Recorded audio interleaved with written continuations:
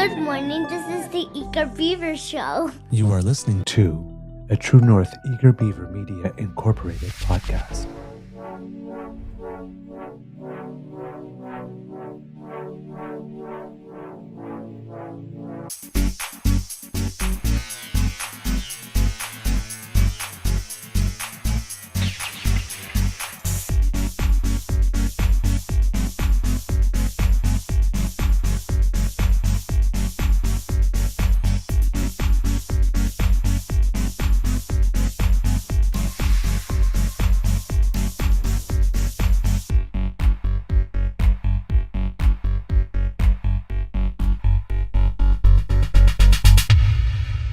The True North Eager Beaver podcasts are proudly brought to you by our founding sponsors, the Miss V Mysteries from Corvid Moon Publishing, your source for science fiction, fantasy, and cozy mysteries featuring a broad diversity of characters.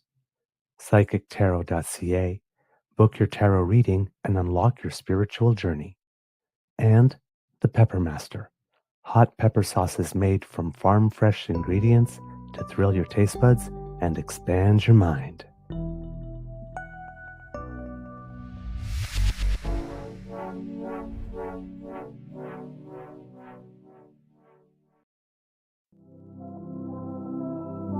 Well, good morning and hello, kids and cubs, and welcome to Season 5 and episode number 684 of the Daily Beaver Morning Show. Always 100% Canadian, especially today. Today, recording day is Friday, the 4th of July. Happy Independence Day to all our American kids and cubs who join us on the show, either live with the DAMFAM or later on. We hope that you have a wonderful day, even though we know that things are a little... Well, just that little where you are. But we hope that you are surrounded by friends and family and are able to have the loveliest day possible under the circumstances, which is actually a very Canadian thing. By the way, I am your host, the Eager Beaver, pronouns he, him, hey, Mr. Beaver, eh? And with me and looking absolutely fabulous, because everybody's crazy about a sharp-dressed bear, is my good friend, Mr. Grizzly. Big thank you goes to our podcast founding sponsors, the Pepper Master, the Miss V Mysteries from Corvid Moon Publishing, and PsychicTarot.ca. Mr. Grizzly, how is your mental health today, sir? Because you were looking fine. Well, thank you very much, sir. My mental health is really good, really good.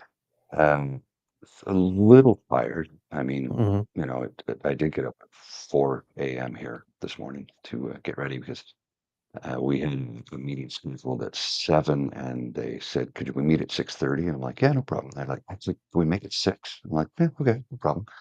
So I do have a limited amount of time on the show this morning because I do have to get to that meeting, which is down the hall. But it's going to be a very busy day for me today, which that's why I'm here. That's why I'm here to do my Yes. job. And it was busy Um, yesterday, too. and really busy yesterday. And I do have it on. Let's see, how do I put this? They're very happy with what we've done. Yay! Very happy. And have told us so, and have suggested that we stick with them for the next 20 years. So, Yes. I mean, that's probably a tongue-in-cheek Yes. commentary, but they want us back next year for sure. Oh, So our goal is to secure this for the long term. So, delightful. yeah, Oh, good. There's nothing like return business. it's like knock on Yeah. wood, Yeah, really. But yeah, you put your efforts forward and you do your best, and hopefully that they like it. And so far, everybody's very, very happy with us. So I want to continue to keep them happy, which is why I said I'll have to duck out a little bit earlier than normal Yep. today. So As we like to say on the show, you put in the work, you get the rewards. Doesn't always happen 100% of the time, but a solid chunk of the time enough to make it worth it. it does. Yeah. Age, wisdom, experience, all contributing factors, right? And wisdom, not that I have any, but you know what I mean. You have plenty. That's why I keep on asking you every day for your words of wisdom, sir. Well, Oh, man, oh, man, oh, man, oh, man. Oh, I'm so happy. Well, please give my love to Bridget and tell her I'm so happy and proud of her. I will. That's fantastic because I know she was concerned, that, well, not concerned, but, nervous as everybody does when they're working with a new client and hoping to make a good impression, and, well, of course she did, right? Of course she did.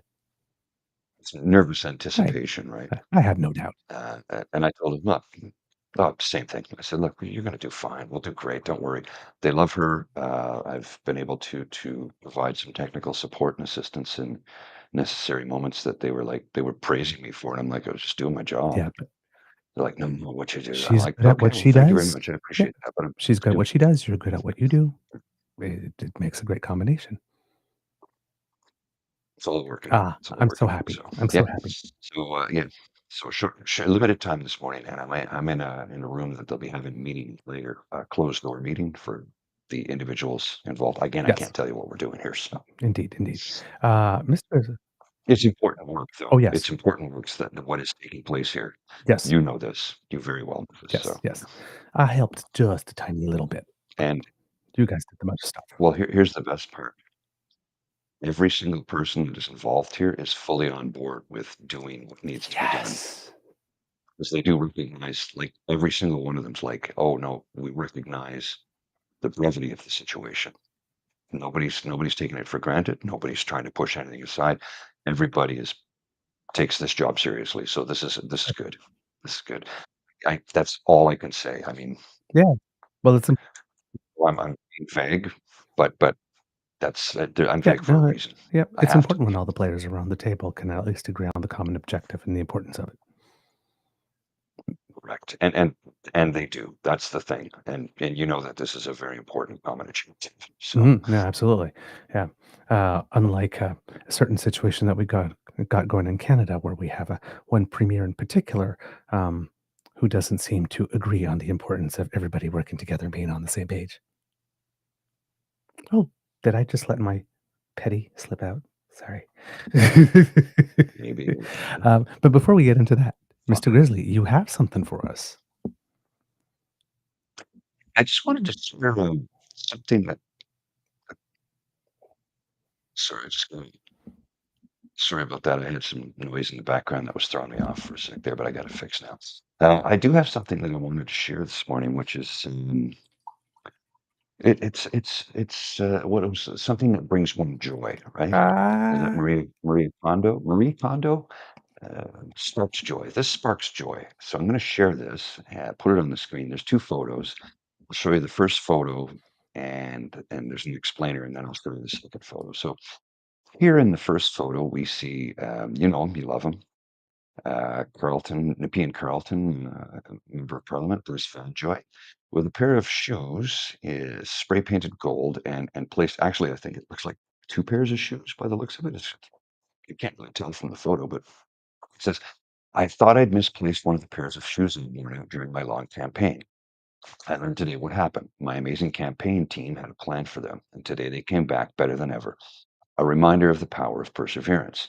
And here's a picture of Bruce Fanjoy with his campaign team. And just to take a look at that picture of all these beautiful people who worked extra hard to help get this man into a position to oust Pierre Poilievre from his seat. And he did it. He did it. So we're better off for it. So Mhm. thank you, Cassie. Yep. And another example of you put in the work, you get the rewards, right? Yep. Yeah. Well, I had the pleasure of meeting Bruce over a memorial for somebody, but which is always sad. Somebody that he knew well and had a great deal of admiration for. Um, he just a super what's the word I'm looking for? Genuine person, absolutely dedicated to the riding and the constituents. And he said, "I need to win this because I need to build a better future for our riding." He was serious. He went after it and he won. So, full respect, full respect.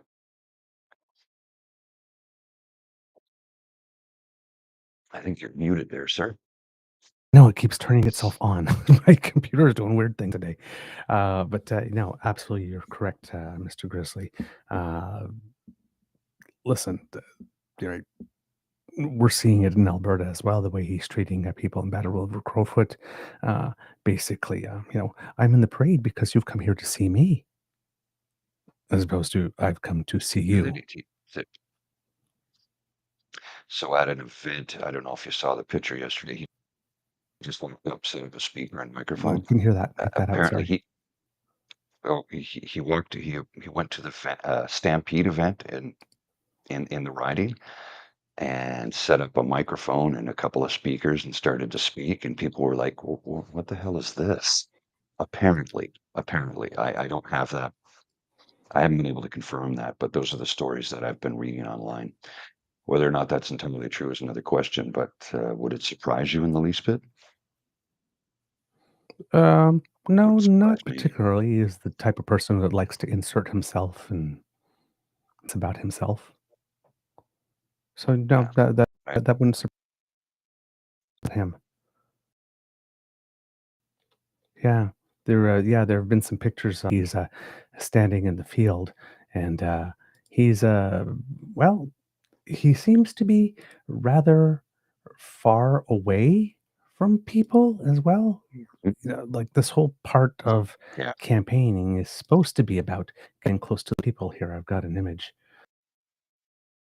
for here today on that, and yeah, I'm not sure if it's showing yet. No, I'll share the screen. Yeah, there we go. There we go. Worst open mic night ever. Um, I mean, right? And then, I saw this joke So, the other day, so I put it on there. Super excited about the Amateur Autopsy Club. I just joined. Tuesday is open mic night. Uh, but yeah, he seems like I don't know. Wouldn't you have moved your mic a little closer to the people? Your stand?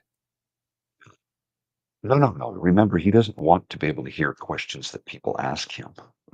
Remember that. Again, it's like, give He me your won't vote. listen. Yeah, it's like, give me your vote, Yeah. but I don't want to get any of you on me. Ugh. Vibes. Ooh, I, I touched one. Ooh. Yeah, I don't know. It's just really weird. And the same thing, being in the back of the car. I would have been riding in the back of the car. I would have been walking the street in the parade and, going to the side and shaking some hands. Yeah, no, sitting back of a Rolls-Royce Corniche. I, this, Man of the people. yeah. So there's a certain bedside manner, personal touch. And again, when you go to a smaller region, right? When Bonnie Critchley was talking to us about Actually, those special areas. I found out what they were. There are actually like three little areas, as she mentioned, like this, that are pretty big when you put them together, but there's only about 4,200 people living in them, in those, yeah, right? yeah. So, I mean, you see Bonnie, the writing's huge, and you see her in her car a lot going from place to place. I mean, she's actually going to all the small places and knocking on doors and shaking hands and talking people.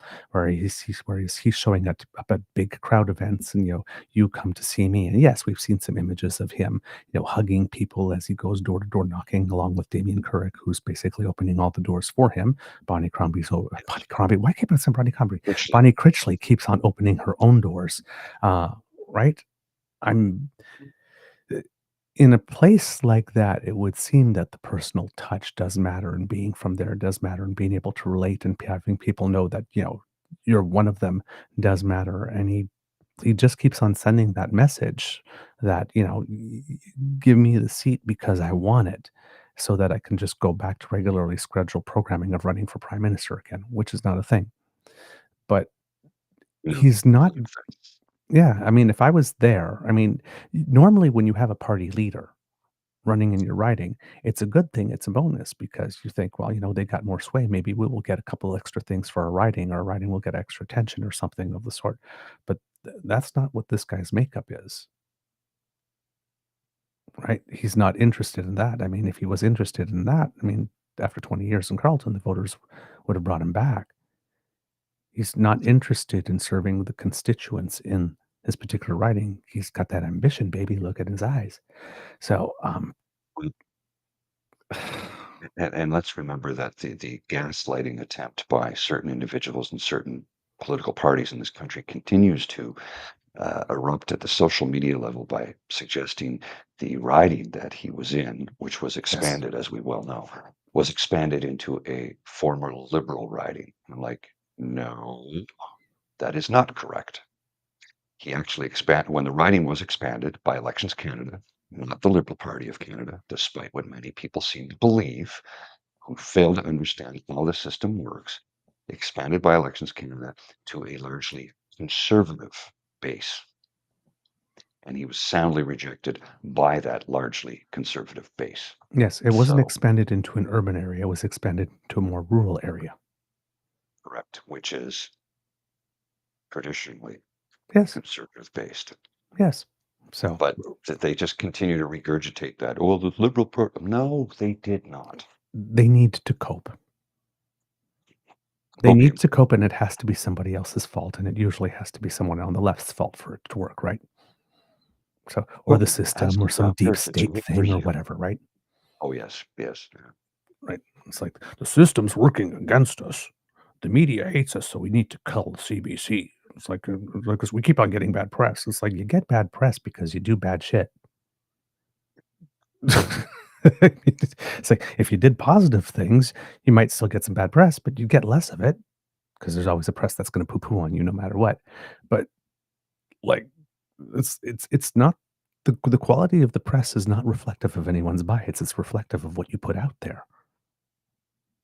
I don't, but it always has to be someone else's fault, and it always has to be a big system because these people are nothing without the fight. Right? It's every day it's the meeting of the parish of Our Lady of the Perpetually Persecuted. So funny because it's absolutely true. It's absolutely true.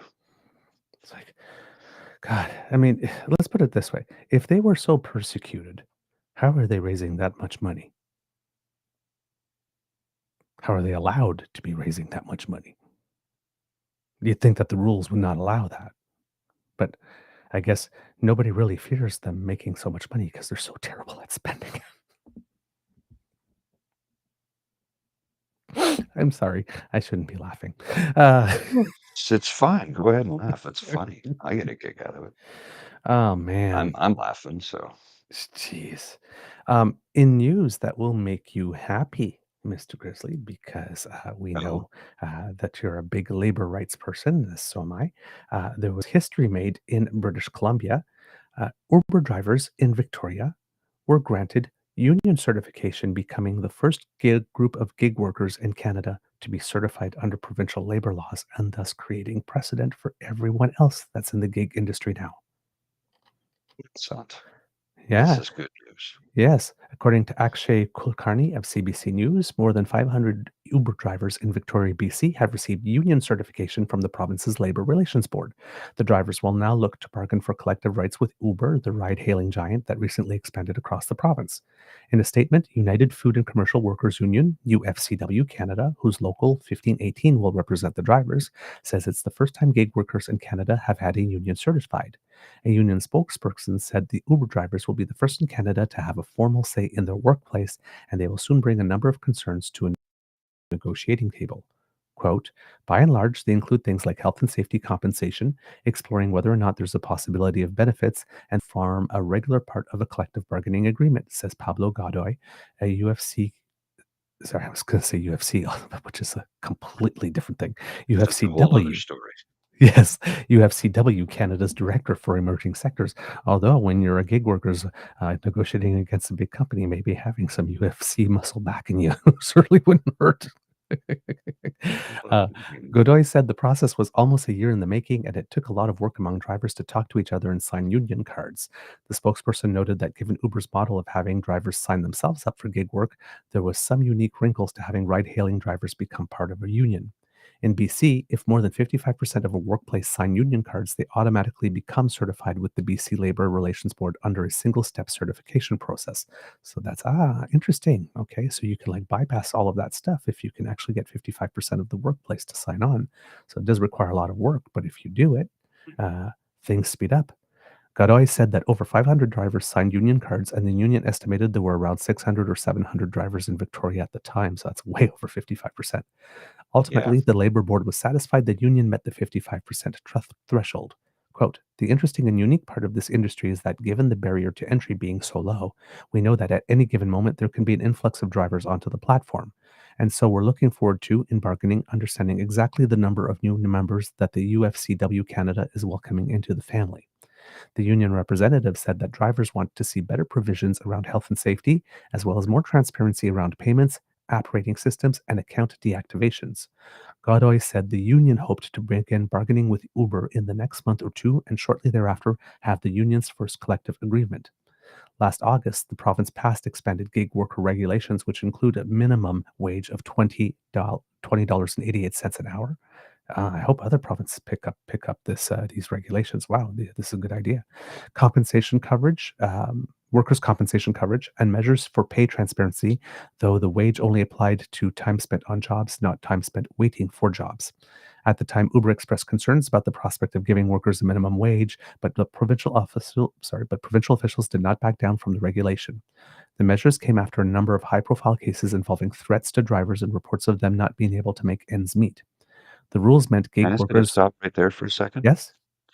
Can we go back to Yeah. what Uber said about paying their drivers a minimum wage? Yes? Like you just read that, and in my head, I'm like, wait a minute. So they don't want to pay them the legal requirement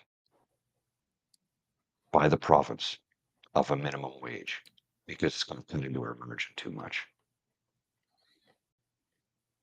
Yep. Pretty much. Is that not Pretty much. if right? Think about that. They're like, well, that's going to hurt our profit margin if we actually pay you the legal requirement. Yep. What they said back in the day, in the middle of an affordability crisis, a ride-sharing expense rate that is over 50% higher than comparable rate in California is unreasonable. Yeah, except the people in BC don't have access to the rate in California because they're looking for a ride in BC.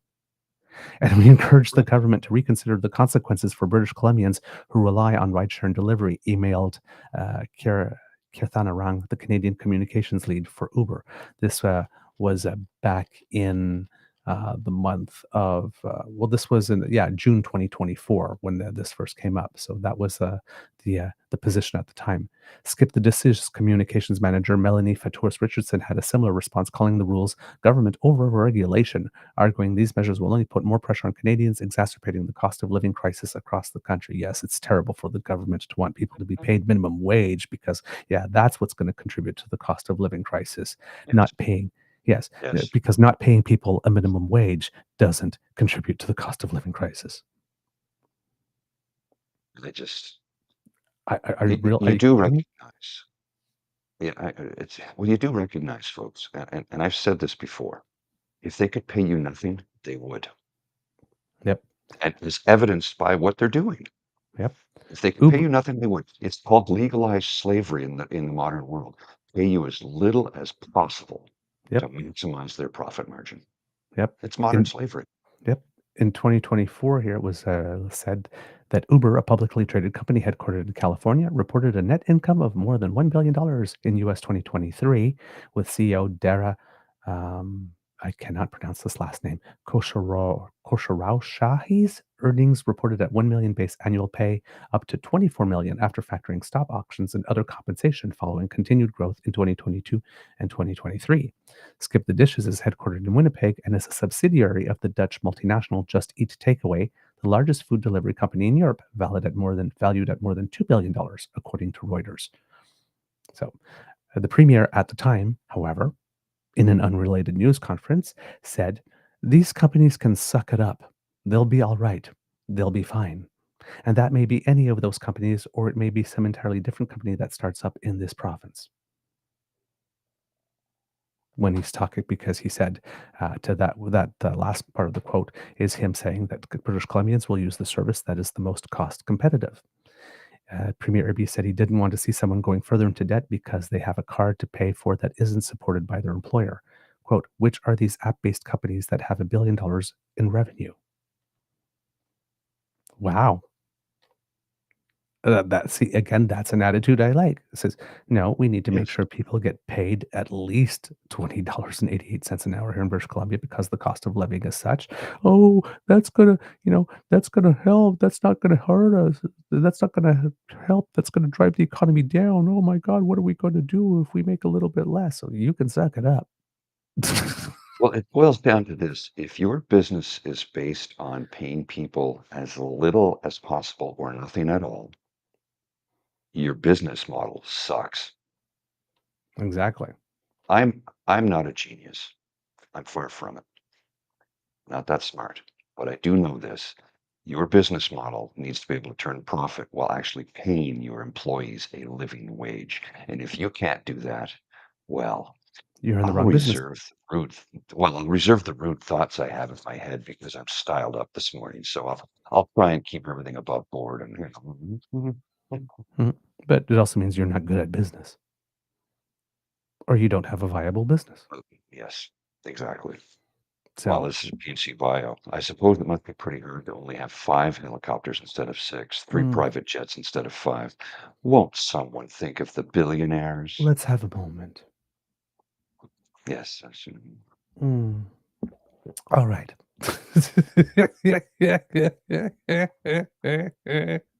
won't someone Oh, think of the billionaires? what would we do I gotta without jump them? out.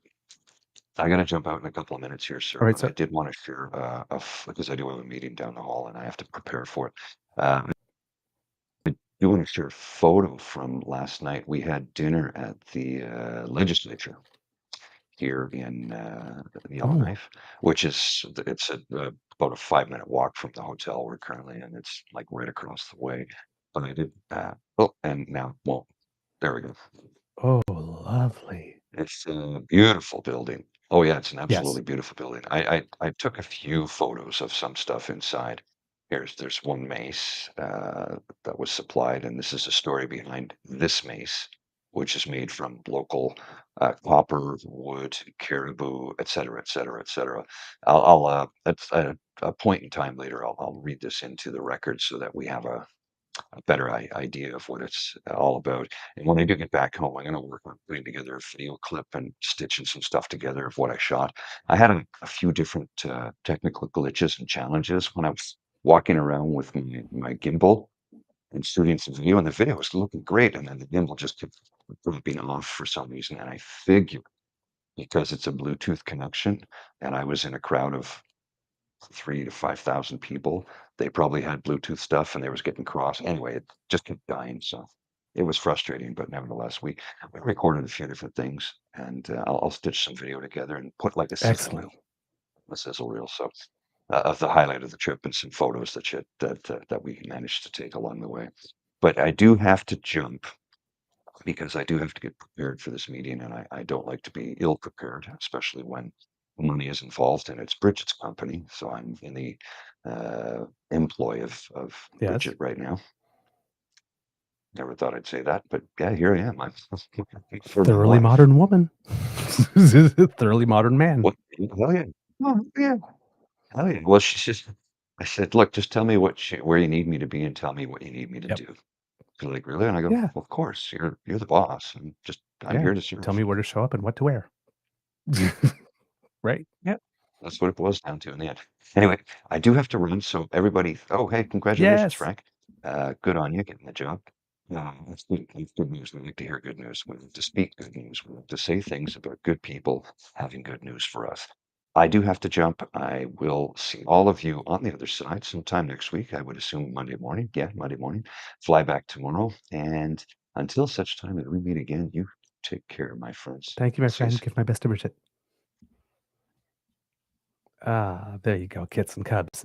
Uh, the audio for those who had little issues with the audio, it's not you. It was the quality of the feed over there. Um, the Wi-Fi connection was not as good in that location as it was the other mornings that Mr. Grizzly was joining us. So if there were some audio issues, it's not your computer or anything. It was that was from our end in this particular case, and really from the connection feed that we had. But hopefully, everybody was able to understand everything that Mr. Grizzly said. And yes, hoping that the work that they are doing, which is very important work. As I mentioned, I helped a tiny, tiny, tiny little bit when they were doing the proposal. So I'm aware of what it is. But I obviously can't say anything either. But it is very important work, and I'm so, so, so glad that it is going well, because it involves a lot of people talking to each other in order to be able to come to an agreement. And when you have that many people, there are a lot of egos, and there are a lot of individual interests, and sometimes that can make for a slightly challenging or uphill experience, and especially when you're new to the players, because like I said, this is a situation where they were looking for someone new to provide some of the services that were required. So that adds an extra layer. So if they do get repeat business with that portion being done, at least some of the players being familiar with each other again, things tend to go a little more smoothly the following time. And like I said, it seems that this time things went pretty smoothly already from the get go. So looks like there are good things ahead for a lot of people here at the Beaver Lodge. And as you know, when Mr. Grizzly gets back, he'll soon be starting another job. So, oh, and by the way, we forgot to wish it to him before he left, but it's going to be Mr. Grizzly's birthday on the weekend. So, kids and cubs, please send the birthday vibes, and we'll have a belated birthday bash on Monday for Mr. Grizzly here at the Beaver Lodge. Okay, kids and cubs. So, we have a Kit Frankie who's got the job, and we have a Kit Hyper T 007 here who seems to be very, very, very, very happy now that he's working at a new place, and that's good to see. So and good to hear. So yeah. I like it. I like it when good things happen to good people. I especially like it when good things happen to the members of the DAMFAM. So please do, if you have good news, if you do have good news happening to you, we definitely love to hear it. All right. So yes, the hair up and down game that we usually play in the morning here. Every now and then I ask people, the kids, before we go on live, will the hair be up or down? Most people guessed up today, and they upped right. And now we have, well, they guessed right, I should say, upped right. And we have a Kit Linda M putting in a request, wanting a man bun. Uh, I actually can do a man bun, but however, my hair. Even though it is long, it is really, really, really thin and fine. So normally, when you see people do a man bun, it's like big and puffy and all that kind of stuff. And mine just looks like once it all gets rolled up, it looks more like a buzzer on a game show that you just want to pop down and see if you get in first and win the prize. Uh, so yeah, man bun doesn't actually it doesn't really work for me unless I have a day where my hair is all I get one of those days where the humidity makes my hair all poofy and fuzzy, and then it kind of looks like all the ones you see on the people who wear them well. But yeah, mine just looks like a small rolled up sausage. For lack of a better word. But I can make one. If I want to make one, really, it's not so much a man bun. I have to sort of like loop the ponytail in so that it doesn't go all the way through, and then spread it to sort of like give it some volume. But that's not exactly man bun. I don't know what the word for that is, but it's not exactly that. So yeah, it's not exactly necessarily in my repertoire. And yes, a lot of kits and cubs there commenting on the fashion. Clearly, I showed up underdressed. Yeah, Mr. Grizzly really does clean up very nice. He is, I keep on joking that Mr. Grizzly is hopelessly heterosexual like this, but if there was any chance that he might not be, it would come from his fashion sense because he's got style. Yeah, absolutely, very dapper. And in a not just in a business suit as well. Whether it's whether it's day wear or evening wear, Mr. Grizzly has a very, very excellent sense of fashion. So there you go. All right, kits and cubs. There is absolutely. Oh, sorry. Here we have Kit P and Sio, Kit P and C Bio in the chat saying, "Did I miss something important? Return business? Are you guys getting paid now? Congratulations." No, not us. Unfortunately, here as part of the show, but Mademoiselle Fox's company, Rhetorica, got a decent contract this time around, and it looks like it was executed well enough that there will be a repeat business for her from the client that she is providing service to today and has been over the course of the week. So yes, it would be if it was us. If it was us, you would have heard the scream from here where you live the second we got the contract. But hey, first Mademoiselle Fox, and then who knows, maybe us. You never know. Things can happen. By the way, we've reached a little bit of a milestone today, kits and cubs. If you're watching live on the subscriber count, we have now officially hit 19,000 subscribers on our show. So thank you very much for the new people who have joined. We hope that you love our product and that you stay with us for a while. And we are hoping to get to 20,000 soon enough. We're making a little push for that. So any help that you can give us in getting the word out to get there would be absolutely appreciated. And we thank you because we know you always help. I mean, being helpful is part of being part of the DAMFAM. It's just the quality that brings us together. All right, kids and cubs. Well, it is the 4th of July, as you know, and there are some interesting things going on in Canada for the 4th of July. There's a certain premier who unfortunately, does not seem to, for a while now, has been sending a very clear message that she has absolutely no intention of rowing in the same direction as the rest of the team. We've seen Mrs. Smith go to Washington a couple of times and try to get closer to President Donald Trump in certain ways. We know that her focus really is oil. I mean, it's about the only thing that she talks about. We've seen her in interview being asked when she was when they were proposing projects allegedly of national importance that her basic point of view when asked, if not oil, what else would there be? She didn't have anything else. It's oil. It's just oil. That's the only thing. And, making statements such like, oil is the single most thing that adds the biggest anything to the economy. And therefore, um, you know, if it's not oil, then, what's the point?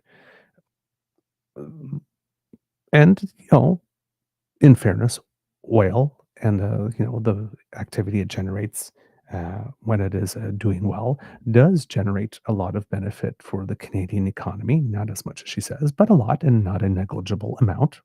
We have to acknowledge that. But that's only true when oil is doing well. I recently watched a video by Klaus Kellerman, which I think some of the kits turned me on to. He has some very good analysis on his channel. I highly recommend it.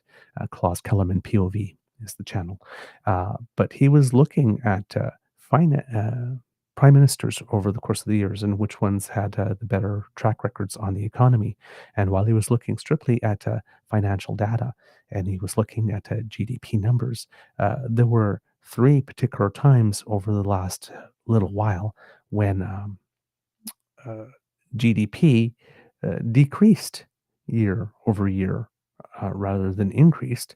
And three of those times happened to coincide with times where the price of oil plummeted. Just happened to coincide, the most recent one being during COVID, when, if you remember, because of all the supply shocks and the ability to transport stuff and the ability to store stuff, that oil in Alberta was basically selling at $0 or even at negative dollars. They had to pay people to take barrels of oil in order to be able to store them because they needed to keep pumping it because, s- when you're trying to stop pumping at an oil, uh, you know, at an oil site, you can't just flip a switch. It takes a couple of days, right? You remember when we were talking about the wildfire season, there was some oil sites that shut down, you know, like really, really early, even though the fire was still a certain amount away, because you didn't want to wait until the fire was at your doorstep in order to do that. Number one, it's oil. And, it does take a long time. It takes a certain number of days, and it's rather involved to stop production. And it's also as involved to restart production. So they were trying to keep production going so they didn't have to go through that. But that meant, producing at a loss and having to find people and places to store the inventory at the time. So, oil was at a negative at that point. Um, But she's got nothing else but that when it comes to that. Now, the thing with Danielle Smith, and I'm going to show you something right here, is there's also a push for separation within the province of Alberta. There's a movement for that. And Danielle Smith, even though she keeps on claiming she's wants a united Canada, right? She's her Sovereignty Act has some like within a united Canada type thing. uh, Jargon all around it. She's trying to play both sides here, and she wants more moderate conservatives who have a bigger attachment to Canada than I mean, if they I don't know if they have a bigger attachment. I'm sure they're attached to Alberta, but if they had to choose Alberta alone or Alberta within Canada, would choose Alberta within Canada. Um, tries to say that she doesn't support separation, but she keeps on seeming to I've gone to the Cirque du Soleil school of contortion and bending over backwards in order to accommodate those who would like to make that dream a reality. So, right here, we have Danielle Smith on Canada talking, uh, well, presenting the public face that she wishes to show. In this statement here, I'll see if I can make it a little bigger. There we go. So that you can see it at home. Canada Day is more than a celebration of 150 years of Confederation. It's a reminder of who we are, where we come from, the people who came before us, and the values that define us. Here in Alberta, those values run deep. We take care of each other, stand up for what is right, and never back down from a challenge, no matter how daunting. Yeah, remember those words. Together, we build strong communities where people from all backgrounds can thrive. We believe in freedom, fairness, and opportunity for all. Alberta helps power, feed, and drive this country forward. From our energy and agriculture to our innovation and entrepreneurship, Alberta is a driving force for good in a united and prosperous Canada. Happy Canada Day. And you see her there in the red and white, posing with a whole bunch of people. Um, I'm sorry, I'm going to be petty, pretending she is pro Canada because I have not seen much evidence of that. But they're trying to play from the base, of course, right? And there's a couple of lines in there that was interesting because she says, together we build strong communities where people from all backgrounds can thrive. But if you've been following the socials, well, a couple of days ago, she was granting an interview to a Crybaby Caillou. Interesting that she sat for an interview with someone she indirectly pays. Hmm. Okay. I'm sure it was hard hitting, um, and asked all the tough questions, in which, well, she was blaming stuff on immigrants. Yeah, but don't worry. Everyone's welcome in Alberta. And of course, we don't back down in face of a challenge that is daunting. Well, yeah, definitely. Uh, that's something for Danielle Smith. Clearly, she never backs down. And yesterday, she proved that by bailing up to a microphone and a camera once again and making some pronouncements that she is going forward with an Alberta police services that was you know, sort of getting rid of the RCMP there to have a provincial service. And yeah, even though Albertans have made it very, very, very, very, very, clear, very clear that they don't want this, as was the case for coal mining. A lot of people told them that they don't want that on the side of a mountain, but she's pushing forward anyway. And there's the pension plan that Albertans, again, have told her no. And she's pushing forward with that anyway. 10% of Albertans said they want it. And she's considering that a mandate. She actually had a tweet the other day. Let's talk about an Alberta pension plan after trying to hide for 2 years the results of the survey that let her know it was unpopular. Let's talk about the thing that you've told me you don't want me to talk about anymore. So she's a human bulldozer. She doesn't understand that no means no. Might explain why it is that she likes Donald Trump so much. Oh, did I say that in my outside voice? Sorry. Um, from where I sit and I'm watching this, um, this is an abusive relationship. It's a totally an abusive relationship. So yeah, people tell her no. She puts her head down and bulldozes and does it anyway. Um, she perpetually lies. Doesn't matter. Uh, the the breakdown Alberta had this great the other day about Danielle Smith, and she was making some statements. She had a press conference here. Um, I'm going to present a little clip of it for you here because it's a moment that's actually a little funny if you haven't seen it. Um, um, there's a guy in the background standing next, well, in the frame.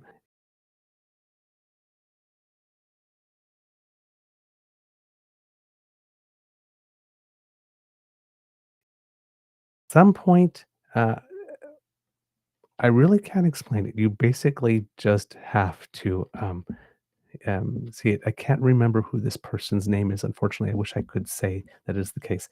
But she's being asked a question with regard to the corrupt care scandal, with regard um, to Sam Raish and all of that. And she's being asked a question, and she may not be being sorry, I'm sorry. This keeps on happening to me for some reason. Uh, there we go. Volume. She's answering this question, and watch the answer. Of course, is a lie because she reflexively lies. But like I said, watch the guy behind her. And see what happens as she's answering. And tell me what you think. You think this person thinks a lot of things there of her answer. Cubs, I'm sorry for the here. My computer seems to be working a little more slowly, so I need to check that things are actually on the screen, and they are. So there you go. All right, turn on the volume and enjoy this. Question is, we've seen that your former chief of staff, Marshall Smith, was living in a house owned by Sam Marish's sister. People in your office were frequently going to hockey games. There's allegations that Mr. Smith was advocating on behalf of private companies tied to Mr. Marish. What was your relationship with Mr. Marish? I saw him socially a couple of times, and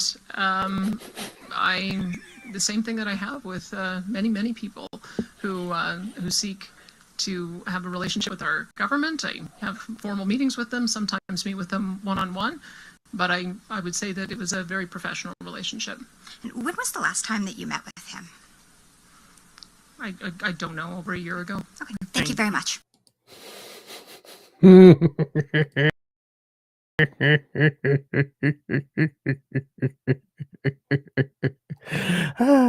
I would like a fact check, please, on the over a year ago. But you see the guy, right? He's just like, oh, they're asking about this.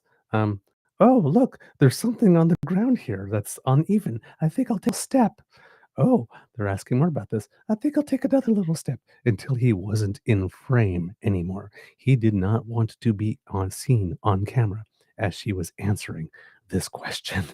It's like, oh, nope, nope, nope. I need to get out of here.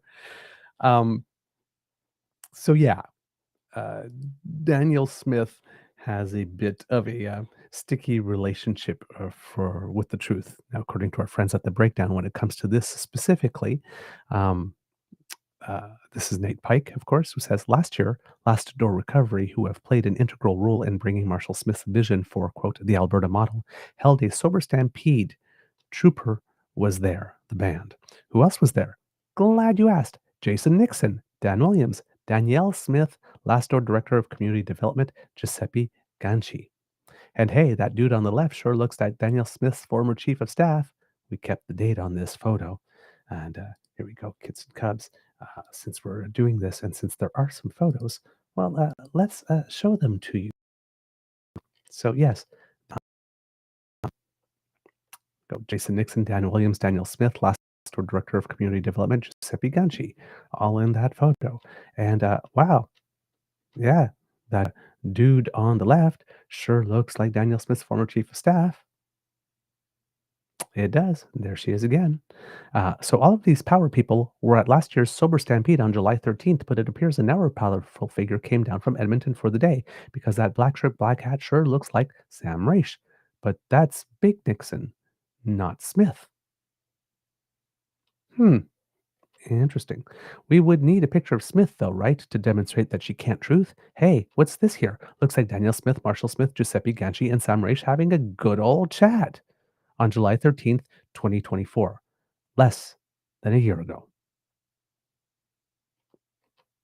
But one might think that given all of the media attention on this file, Smith would at least try to be accurate when she makes public statements about this file. But again, Danielle Smith can't true on demand.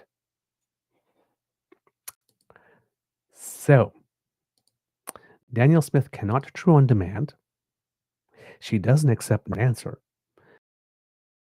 She said in the legislature when she stomped her little foot, when people started making allegations of her husband and other things like that, that she wants the slander to stop. And another moment where she stomped her little foot and said, I will not be silenced.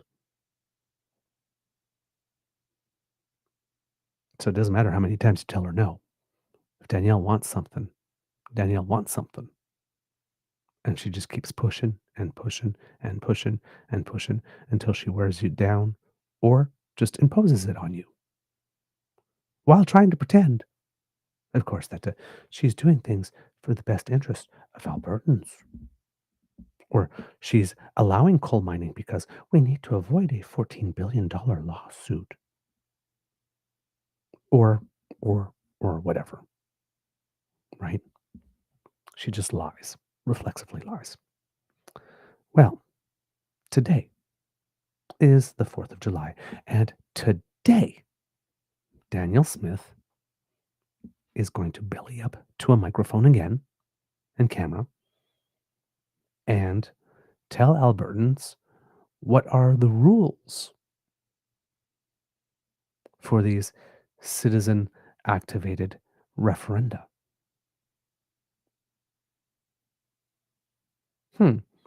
Now, if you remember on a previous show, we talked about Tom Lukasik.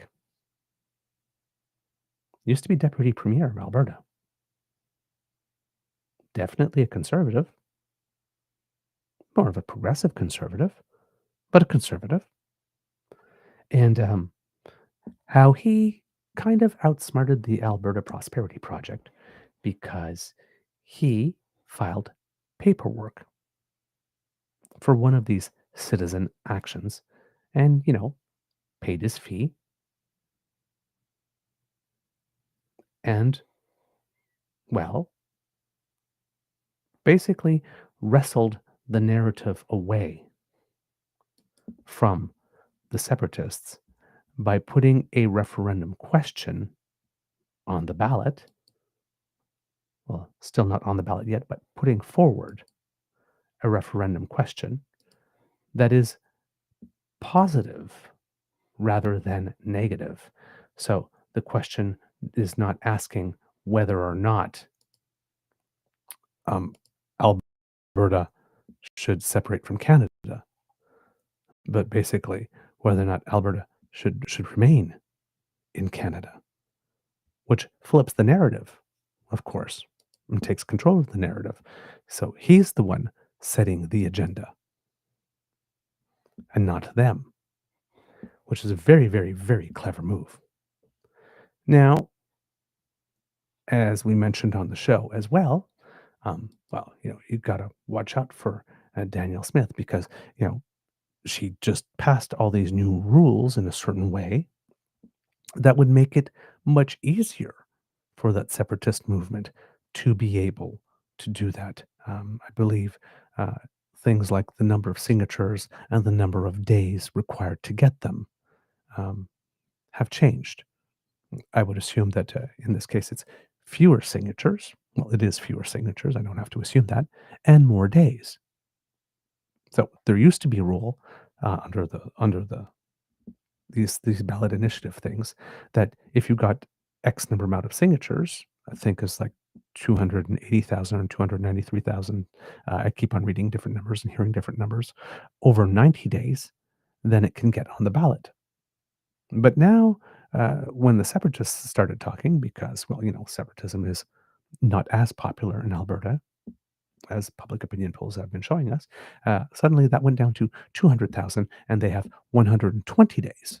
So they need fewer signatures and they get basically 1/3 more of the time than they had originally in order to be able to secure them. Because, they would be harder to find. Now, again, not sure yet whether or not those signatures have to be spread across a certain amount of electoral districts and all that type of stuff. And I don't know what new rules she is going to and how they're going to affect things that she's going to come out with today. But there was a very, very, very interesting interview with Tom Lukasik on CTV Alberta that I have for you today. And I'm going to play it for you because, why not hear from the person who is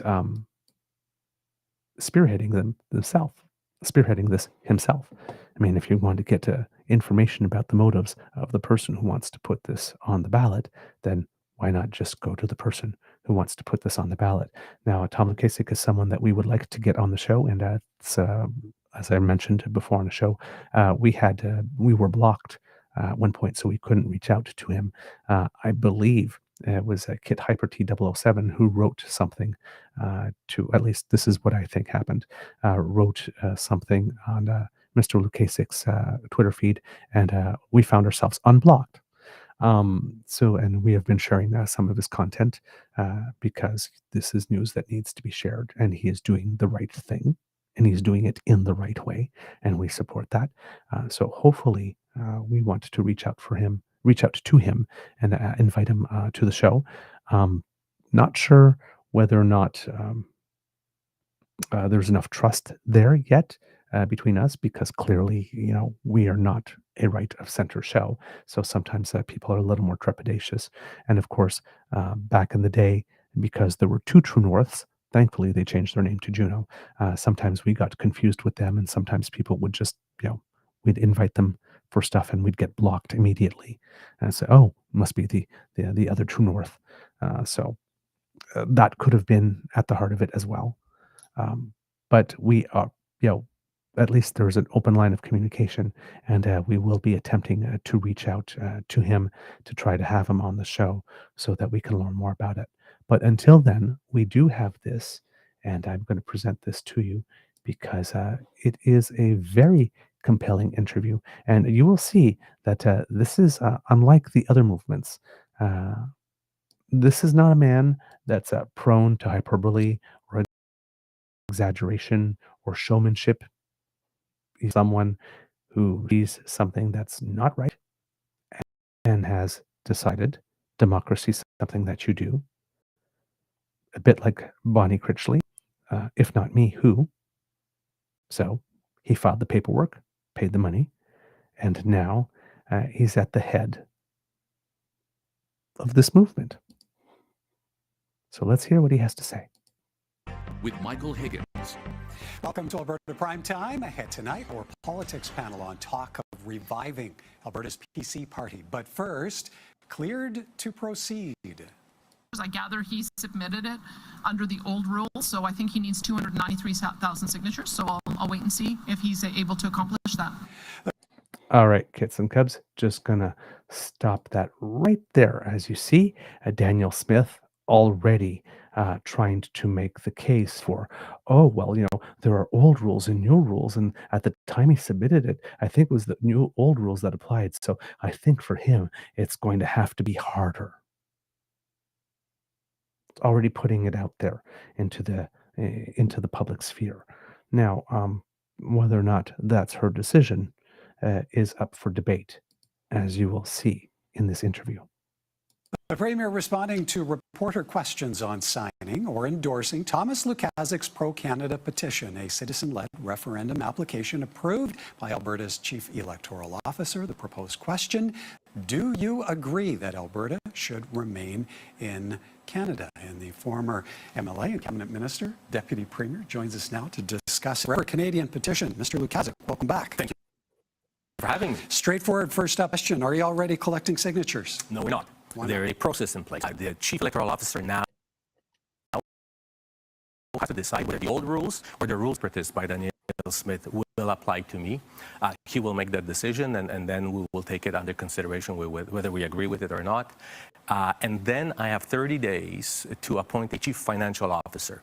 The moment I appoint Chief Financial Officer, the clock starts ticking for collecting signatures, but we don't know which clock yet, whether it'll be the 90-day clock under the old rules or the 120-day clock created for separatists. Okay, so how much on this July 4th implementation of the new legislation? Well, and the other questions that you must need to have answered. Well, it's really technicality. The Premier, oddly enough, chose American Independence Day to proclaim her pro-separatist legislation, but it just really changes the rules on how many signatures we have to get. And I have to tell you, judging by the response of Canadians living in Alberta, we find that we will definitely surpass the minimum requirement, no matter which rules apply. It's always nice to have more time, 120 days to 90 days, but I think we'll be fine within 90 days. The main change, actually, between the two rules is financial, collecting donations to cover the expenses associated. Under the old rules, actually, it is pretty stringent, very well regulated, which is good. That's what I would prefer. Under the new rules, when Danielle Smith was creating this legislation for separatists, she basically opened the doors for financial collection. So we have to wait for that as well. Okay, well, and we heard off the top the clip of the Premier, and that was in response to a reporter question of whether or not she signed your petition or endorse your petition. Premier also said that she would let the various processes play out. Yeah. So how do you interpret that? Well, the Premier is wrong on 2 points. Number one, she doesn't get to speak or determine which rules apply. That is up to an independent officer of the Legislative of Alberta, the Chief Electoral Commissioner. He will make that decision, not the Premier. Second of all, there are no processes. There is a process. My application was the first application filed. It was approved, and the law is clear. There cannot be two competing questions. There cannot be two competing plebiscites or referenda. So this is the application. This is the process that's going forward. For reasons unknown to me, those who are pro-separation didn't file their application on time. So there will be a process and no more than that. The Premier, as we know, is leading Alberta Next tour, which is set to get underway in just a couple of weeks' time. Is that a conversation that you take your petition to if it's ready to roll by that point? Well, we will bring facts to the table. You know, the reason I filed, there are a number of reasons why I did what I did, but I firmly believe that if we are going to have a discussion about the future of Canada, because this is not only about Alberta, this is actually the future of Canada, that conversation must be led by Canadians who actually care about the well-being of Canada as a whole, and not separatists. But more importantly, this conversation has to be based on facts, on laws, on economic data, and not on disinformation. The Premier's panel, and I have a lot of respect for a few members of that panel, and I'm not sure why I'd be on that panel, because this web-based survey that she put out is anything but survey. And you know, when I lived in totalitarian Poland, there was a little joke going around. You know, I have two pairs of pajamas, checkered one and striped one. I'm taking the checkered one. Which one do you want? And that's exactly the analogy. It is not polling. It is leading Albertans towards certain answers. We won't have any part of that. We will lay out the facts, and I am certain that vast majority of Albertans will not consider separation in any shape or form. So how much of a fight are you bracing for then from those who are on the pro-separatist side? What kind of conversation do you envision evolving here? Well, I think the biggest obstacle will be our Premier and her government. You know, she devised this term sovereign Alberta within United Canada, which is really a word salad. It means nothing. It's like me telling you I am single within the confines of my marriage. But she's trying to be fueling the separatist movement by passing legislation to make things easier for them. Wink, wink. You know, I'm behind you. I'm choosing American Independence Day to proclaim this act for you. But at the same time, she's saying, well, no, I'm not a separatist. My petition will force her and her caucus to finally get off the fence and make a decision, which the Premier is not willing to answer at this particular time.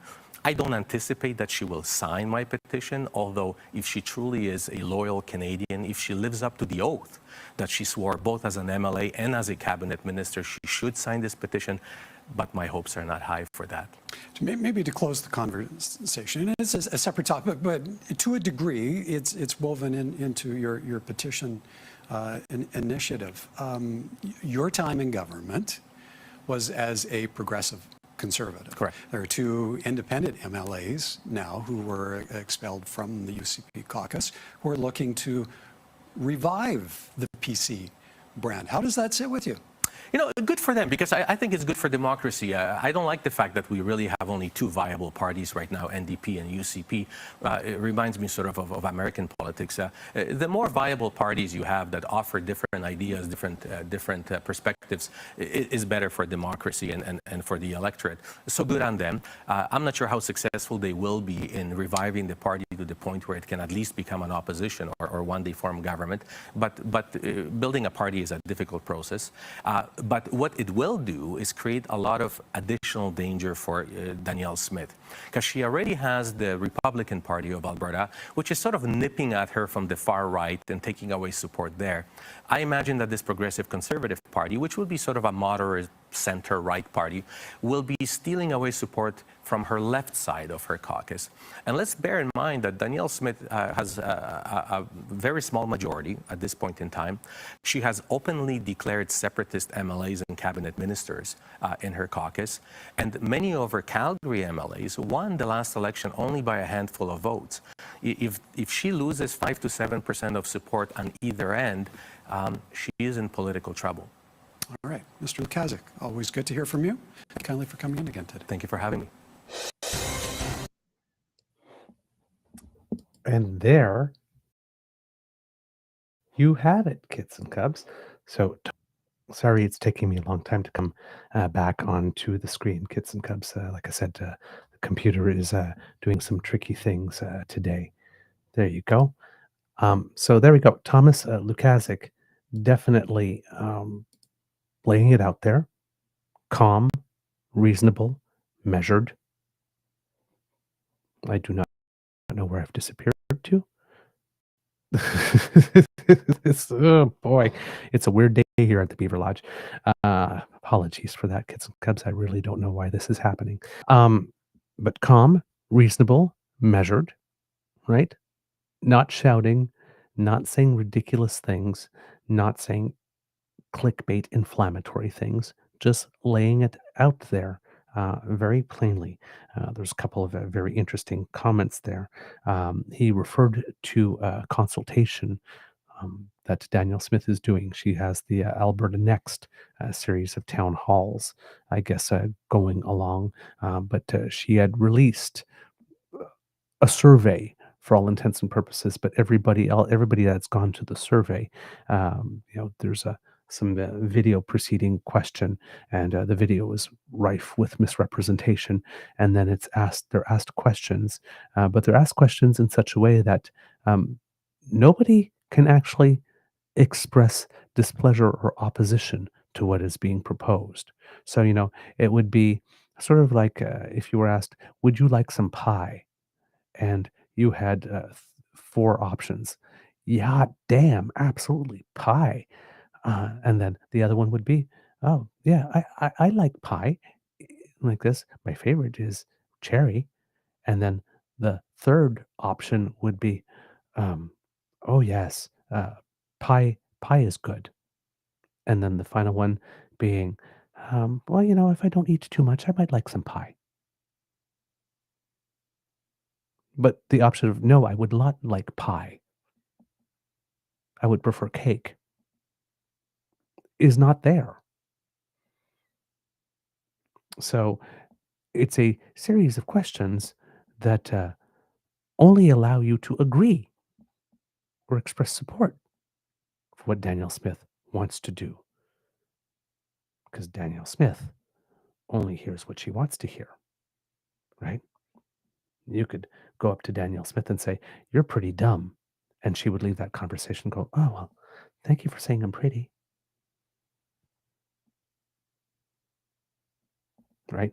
She only hears what she wants to hear. And she only wants to hear. It's not only that she only hears what she wants to hear, she only hears what she only wants to hear what she wants to hear. Because you don't put out a survey like that if you're actually interested in what the people have to say. Right? So this is really just ticking off a public consultation box. Because the only people she wants in the room are people who already agree with her. And then there's been other moments where people have noticed that where she's going when she's talking to people, there's only an Albertan flag and there's no Canadian flag anywhere around.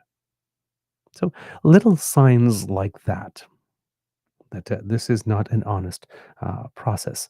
When he's talking about her trying to play out of both sides or speak from both faces, on both sides of her mouth.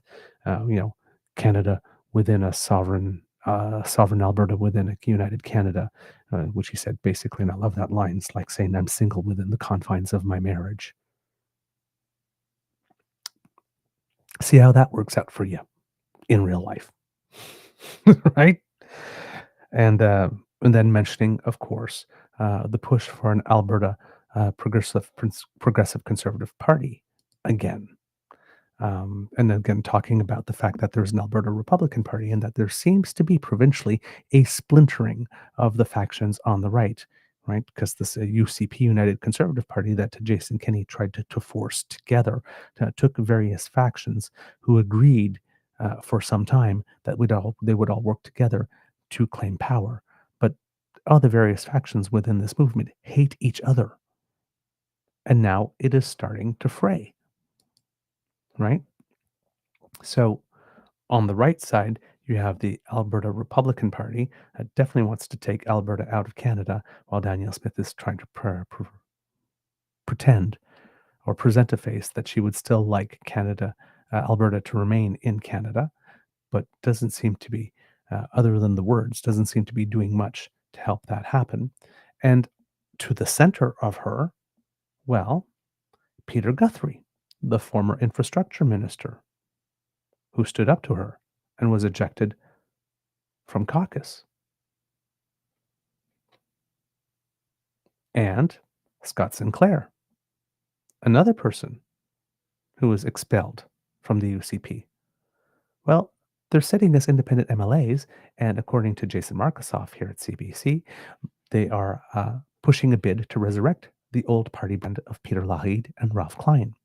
Peter Guthrie and Scott Sinclair are petitioning to re-register the Progressive Conservative Association of Alberta, the party that governed Alberta from 1971 to 2015 before it merged the Wild Rose Party to form the United Conservative Party late last decade. They are pitching the PCs as another conservative option, but one that's in the political middle between Premier Danielle Smith's governing party and the left-of-centre NDP. Quote, "We're filling a void where people feel like they have where they have no home politically right now," Sinclair told CBC News in an interview on Wednesday. Quote, "The parties in the province have taken it too far one way or another, and we just don't have a mainstream party that, in Pete and my belief, really form a snapshot of what Albertans are looking for, which is a government that is balanced and has a steady hand. Their party would appeal to those who dislike how separatist-friendly Smith has made the UCP in his view, but also want restrained government spending," said Guthrie, the former infrastructure minister and unofficial leader of the Revival PCs. He termed their would-be party, quote, "fiscally responsible and socially reliable." After the UCP formed in 2017, they formally deregistered the former Wildrose and Tory parties in early 2020. Guthrie said a friend of a friend approached the two independent MLAs and said an unnamed woman has reserved the PC with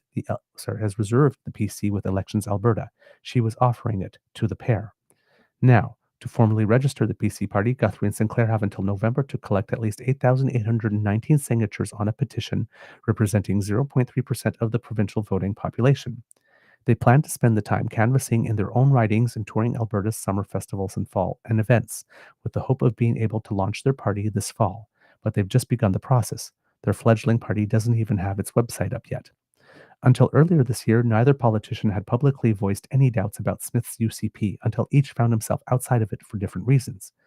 Guthrie quit cabinet in protest in February amid the developing controversy over procurement practices at Alberta Health Services. In April, his demands for public inquiry into the AHS saga prompted the United Conservatives to expel him from caucus, because nothing says everything that we've done is absolutely above board, like expelling someone who resigned from cabinet but remained in caucus and is demanding a public inquiry into something that you are telling everybody you have done nothing wrong about. Because people who don't have things to hide usually kick people out of their parties when they ask, "Prove it." Okay. Sinclair, the member for Lesser Slave Lake, was ousted from the UCP caucus in March after he publicly criticized the provincial budget for spending too heavily in Edmonton and Calgary at the expense of rural Alberta.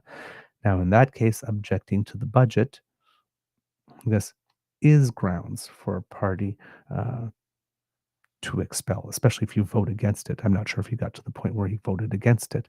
But still, oppose Danielle, get to the boot.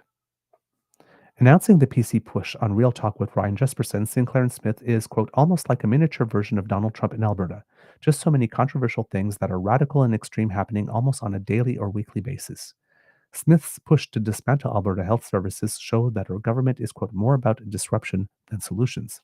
The Premier was asked Wednesday about the return of the PCs at an unrelated news conference.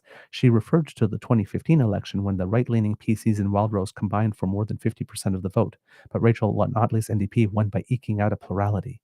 Quote, we saw that when the movement splits, the NDP win, and I think that is where the majority of Conservative voters are, she said. It's happened once in 50-something years. Once. In a recent by-election in Olds Didsbury Three Hills, UCP candidate Tara Sawyer urged rural voters against splitting the right of centre vote. The separatist Republican Party of Alberta finished a distant third with less than 18% of the vote, behind both the UCP and NDP. The Premier added that her UCP will make our case in the next election no matter who ends up being on the ballot. Smith also questioned whether the PC Association name could legally return because elections law restricts reusing the name of a predecessor to a merged party like the UCP. An Elections Alberta spokesperson wrote in an email to CBC News that the chief electoral officer would make a final determination on a party's proposed name during the registration process. Guthrie said the new PCs could appeal not only to anti-separatist United Conservative voters tired of controversies, but also lapsed Tory voters who had voted for the NDP in recent contests. NDP leader Naheed Nenshi said the move by Guthrie and Sinclair signals further shakiness within Smith's Conservative coalition and added that, quote, New Democrats remain the only choice for positive change for our province. In the PC's absence, Alberta politics has recently evolved into a two-party binary. Only the UCP and NDP have won seats in the last two elections, and those parties combined to capture 96.6% of the vote in the 2023 contest, leaving only a sliver of the electoral pie for smaller parties, including the centrist Alberta Party and two parties that use the Wildrose brand. So there you have it. So Danielle has a lot of stuff going on. And with regard to her wanting to impose the police force, that is also something about which she said in the past that she would subject to a referendum, but now she's just pushing ahead unilaterally on her own because the people said they don't want it. So now she doesn't want to put it to the referendum test. So we will see later what it is, the announcement that she has for Albertans, and and whatever she says about Albertans, obviously, there's a counter narrative about what she's saying against Ottawa and Canadians specifically there, because again, Danielle Smith does not exist without the fight, right? She's not a real entity unless she's speaking in terms of Ottawa or Canada or Canadians in some way oppressing her and her desires and her moves. So we'll see what it is that she's going to drop on us later today, and then compare that and contrast that to her Canada Day message when you get it, where she was there and talking about Canada being this wonderful place and everyone's welcome and all of that kind of stuff, and a strong Alberta within a united Canada, and then compare what she's going to say today to that. Because I have a feeling it's not going to line up particularly well, and that the juxtaposition of those two positions will be extremely revealing. In other news, kits and cubs, we've talked a lot over the past few days about the digital services tax and it being basically rescinded as part of the negotiations with the United States. We've seen in this instance that the United States rushed to a microphone and said Canada caved, which is a very interesting move to do during a negotiation, to take little developments happening along the way, which are supposed to be quiet because you don't negotiate in public, and holding them up as wins. And her going to the microphone and saying that clearly was for domestic purposes only, right? Clearly also probably intended to try to irritate us, but that was really for the domestic audience in the United States because he promised 90 deals in 90 days. And well, that's really not going to happen. So to say, our strong leader got Canada to cave, yay, the negotiation is still going on. Meanwhile, in Canada, a lot of people are asking, well, what did we get for that? Because Mark Carney is not negotiating in public and not saying what he got for that or if he got anything for that. So we don't know. But you would figure that if the United States is letting things leak and claiming victories already, maybe things aren't going as well for it as it would like. The other day we had Ambassador Fuckface, pardon, Peter Hoekstra, sorry, on Power and Politics, again, making some ridiculous statements. And one of them sort of being, that 51st state stuff is flattery, and like this, he assumes that we're flattered by that or something like that, and we're not at all. And suggesting that because this is the Trump Republican theory, of course, and they're not their theory, but their modus operandi. Well, laws are just things that a leader can ignore if he really wants to when it comes to the issue of supply management. Because it seems that now that the digital services tax is no longer on the table, supply management is the next big irritant that they're probably going to try and come for. There is a bit of a tricky situation with that, however, because the Bloc Québécois specifically has been working very hard to protect supply management. And supply management is also something that affects British Columbia. Even though we always hear in terms of Quebec, it affects British Columbia as well. But with regard to Quebec, it's mostly about dairy, right? And because dairy farms in Quebec are much smaller operations than dairy farms in the United States, right? It's not these, there are plenty of smaller farms and smaller farmers rather than these big sort of conglomerate farms that have like so many cows or so many chickens that can lay so many eggs that it's just, it can make your head spin. So supply management was one of those things that kept on coming up throughout the election, and the Prime Minister of Canada kept on insisting was a red line that he would not cross. Supply management's not on the table. And Yves-François Blanchet kept on trying to encourage the Prime Minister to, well, if you mean that, why don't you put it in writing and let's make a law about it. And, well, before Parliament rose for the summer, there was a bill, Bill C-202, that was passed and did see consent. Sorry, again, this computer's not working again. I apologize for the noise. Did receive royal assent. And this is a bill that the Bloc Québécois has been trying to get through the House for 6 years. And it's a bill that protects supply management, because in previous deals, even though Canada said that they would protect supply management, and they did as an overall concept, we still haven't. They still took little slivers off here and there in negotiations, and this one sort of binds the government, or at least that's the intent, to not being able to do that in future trade negotiations. Now, some people presented that, have been talking about that as, well, Canada is now negotiating with one hand tied behind its back. And it's like, well, I'm not sure that's necessarily the case. Every country has some things that they are not willing to negotiate at all, right? One of the things that Canada is not willing to negotiate as well is the official bilingualism. There's another push in the United States to try to get us to say, well, why does everything have to have both languages? Why does your box of cornflakes have to have stuff in English and French? We don't do French. Just have the box in English. That's better for trade.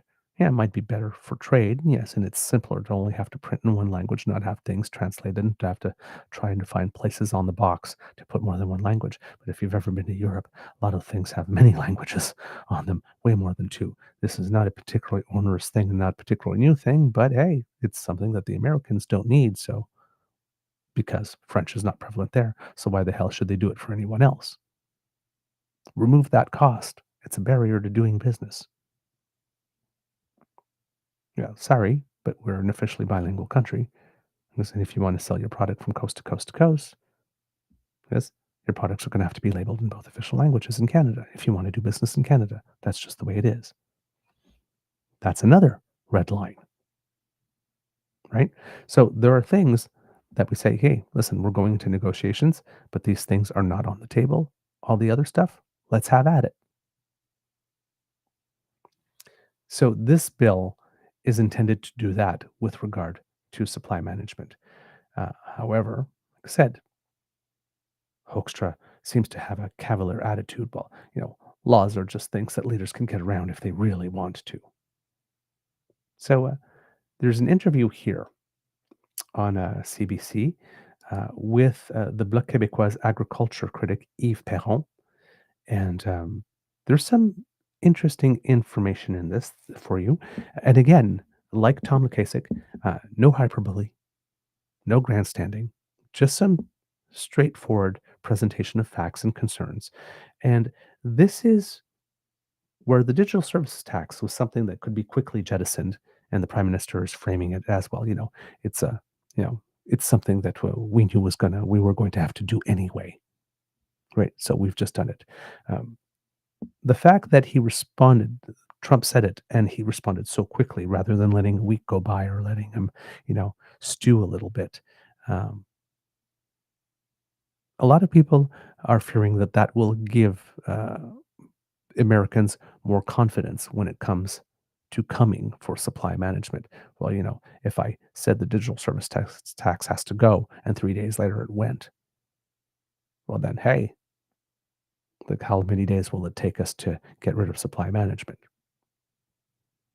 So that's the kind of thinking behind there. And we've had some people like a former minister in the Chrétien cabinet, Lloyd Axworthy, running to a microphone and saying, having some very harsh words for Prime Minister Mark Carney, though with the caveat, he is not in the room and doesn't really know everything that's going on, only working from impressions based on what's being put out there. And most of the content that's being put out there is being put out there by the Americans because Canadians are remaining tight-lipped.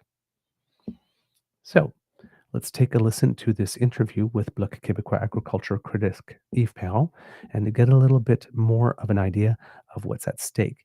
Because in this particular case, if Mark Carney is to go back on his word with regard to supply management, given all the assurances, given just the recent passing of C202,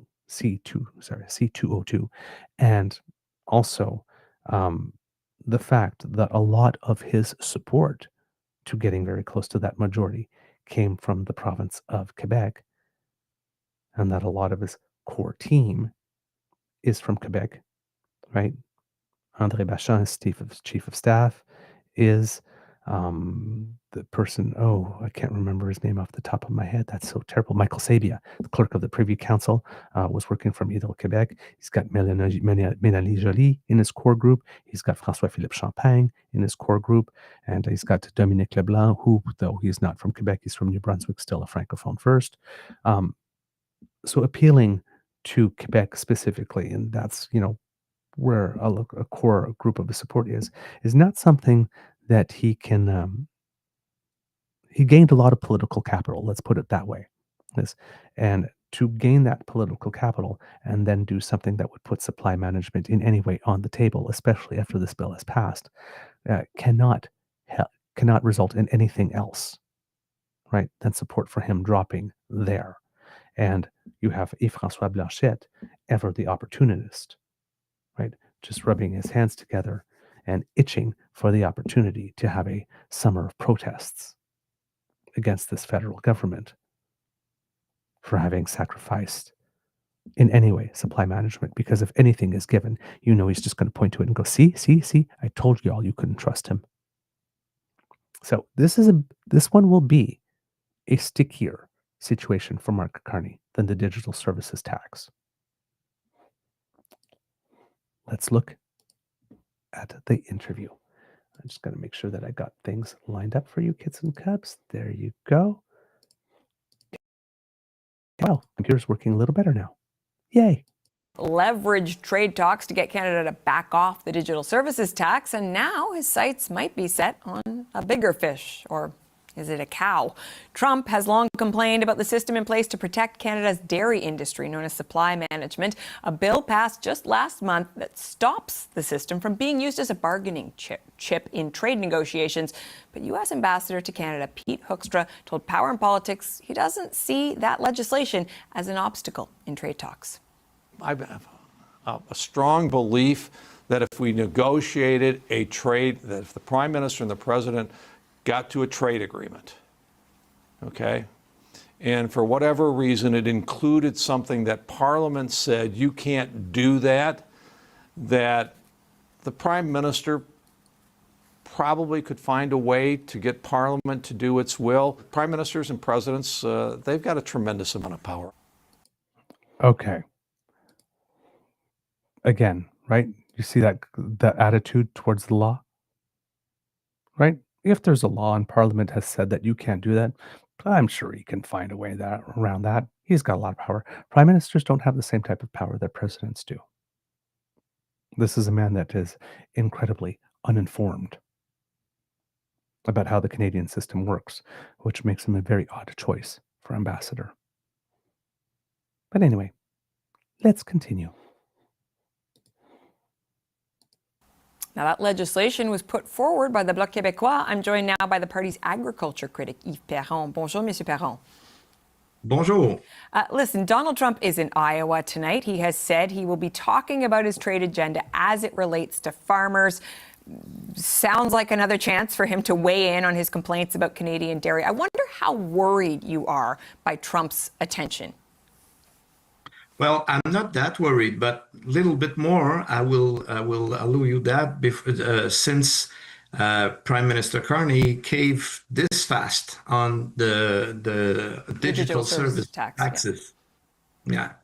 But, we did the bill because we want to eliminate the false promises made by politicians that were always promising we will protect supply management, and then they go behind closed door and they come back and they say, well, we are successful, we protect the supply management system, but we have to give away 100% and 100% because the supply management system is a balance and we need to control what is coming from the outside to keep the system working. And the system will collapse if we give more. That's why we put forward this bill, and we strongly believe in it. We worked very hard for almost 6 years now, and we are finally successful with 100% of the member of parliament giving their vote for it. Mm-hmm. So it will be very difficult for Mr. Carney to change this bill so fast, even if he wants to kill again. But with the interlocutor as Mr. Trump, he always wants more. And when you face an intimidator like him, you have to stand up sometime. I think it is interesting for us to explore the extent to which that legislation makes this ironclad. I mean, you talked about eliminating, which is a very strong word, the ability to use this as a bargaining chip. I saw one trade lawyer who I suppose does accept your premise that it does bind the government's hand, saying that the law forces Canada to negotiate with one hand tied behind its back. What do you say to that characterization? The law is simply putting a priority on the table of the negotiator and telling them, this, you don't touch that. It's not the question of tightening the hands or not. We hear that kind of argument a lot of times during the last 6 years. And we have to remember that, okay, they gave away supply management part of market in the 3 last free agreement negotiation. But before that, there's been 12 negotiations? We made 12 times a deal without giving away our people. And the system is working well. So if we want to give it away, let's be honest with them and pay them the value of this system. Actually, what the government were doing before we put forward this bill, that they were killing the system slowly. Killing the system? Yes, killing the system, because in the milk production, this is the worst sector. At the end, when all the percentage of market will be occupied by stranger produce, it's going to be 18%, Ms. Cullen. 18%, it's like 1 pint of milk out of 5. By foreign production, you're saying?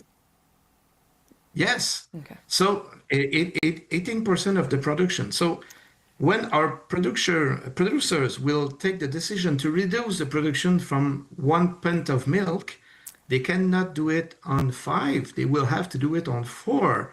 So just explaining that is showing the importance of the the fragility of the system. So we need to protect it. That's all. Well, we negotiate on other basis. That's all. So to dig in, though, on that point, I mean, you heard a moment ago the U.S. ambassador saying, listen, if they really want to work around this, they can. The same day that we had him on, we also heard from the Liberals' Quebec Lieutenant, Minister of Canadian Identity, Stephen Guilbeault.